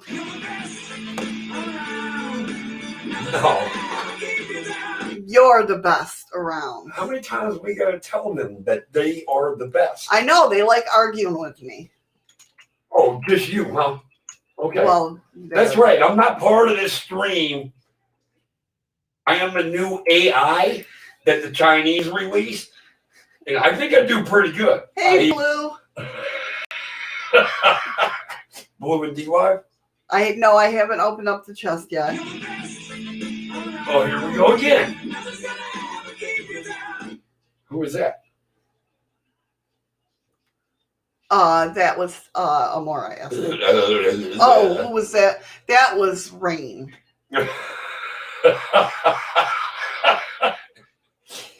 Oh, Freaky Geek says Shimmer Soul. It's better if you just visit Alaska and hand deliver. They get 100% of the duck. No, we don't do it like that. And you're not as scary as them AIs are. Thank you, Freaky. I appreciate that. I will take that as a compliment. Thank you, Patrick. Now, if I'd have been 420 friendly at that point, I definitely would have been laughing my ass off.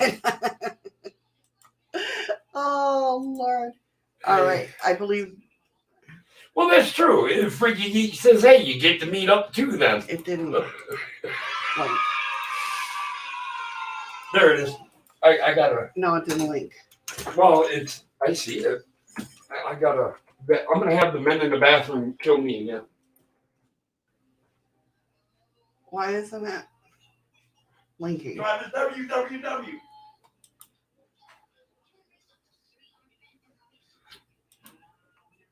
I tried the www. Remember the ...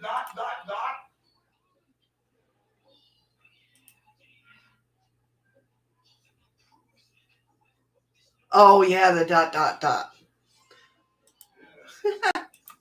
Lord. All right, guys. Well,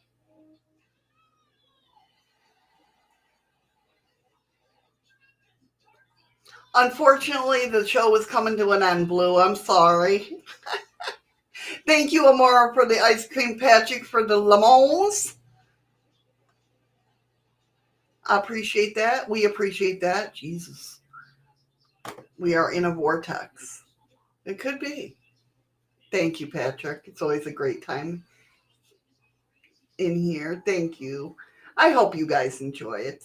Tomorrow we're talking about the difference between spirit animals, totem animals, and power animals. We are. And if we get time, I'll have the list of power animals and totem animals and spirit animals and see what is going on, what that means. Hi, hippie soul. How are you? Hi, hippie soul. Sorry, I don't see you, but I'm trying to see what your sticker says, and I can't. and I see the good vibes only. I love that. I'm sorry I let everybody down today. Nobody got to see my head almost bounce off the keyboard.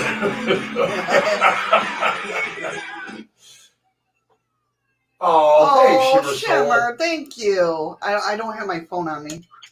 I'm distracted. But thank you. I'm glad you think this channel is awesome. It's amazing to hear it. Oh, thank you, Shimmer. I did. We received it. Thank you so much. This is the first time in a week I've actually been able to stay wide awake for the show. Right? And I apologize. I'm getting better at the hours I at work. He's getting, yeah. So I'm starting to get used to my hours. My hours are going to get longer and longer. So please bear with Shadow, because there's going to be times I might not even make it here till about a half hour before the show ends. Thank you, Lisa. Lisa's Or like, you're 20 very bars good at opening up in my state. Easily distracted. Funny you're saying that. We got a dispensary a block and a half What the down the road from where we live. And it was the very first one to open up in the whole state of Alaska. Yep. A block and a half from Give us. the boy points. Lisa says, you're very good at multitasking, Shadows. I try. Well, you are. I I'm getting try. better. You are. Yeah. Oh, I've definitely changed hours, Freaky Geek. You can guarantee that.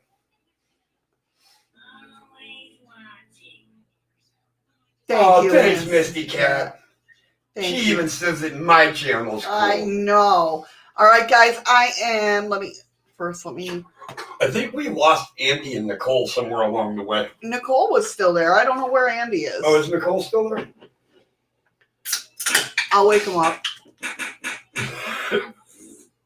That might just make him smile in his sleep. Yeah, right? You guys are totally amazing. On this note, I want to say fist bumps to the guys, hugs to the ladies. Stay safe, stay strong, and I hope I get to see you guys again tomorrow. All right, guys, I have clicked the button for the chest over on dlive. If you're over in dlive, if the chest hasn't popped up for you, click on the chest and it should. Oh, I didn't put the other 200 in there. Damn it. God. All right, so double Damn points tomorrow. 10 seconds to go, guys, over on dlive. Thanks, Freaky Geek. Andy goes, still here. Just a few more, Missy, please. I guess I can. Okay, Nicole got 63.6 lemons. Heather got 36.9. Patrick got 26.9. Amora Ladybug got 21.6. And Freaky Geek got 18.2 lemons. Good night, Misty Cat. Sleep well, hon. Thank you, each and every one of you, for coming in and hanging with us today. I hope you enjoyed the show. We love each and every one of you. Rain got 15.9. All right. Awesome. There you go. Awesome sauce. Look at the women's just sneaking on out the door. Right? I will make sure tomorrow, everybody, I promise if I'm here, I will make sure she puts the extra 200 in there that she was supposed to put in there today, because dlive didn't work yesterday. Yes, that's right. All right, guys. With that being said, again, thank you, each and every one of you. We love you so much. Tomorrow, spirit animals, totem animals, and power animals. We're going to discuss. We're just talking about animals. Yes. So with that being said, thank you again for being here and hanging with us and giving us your time to hang out and chat. We love each and every one of you. And remember, find something today that makes you smile with your eyes. We love you guys. Mwah. Bye. Not yet.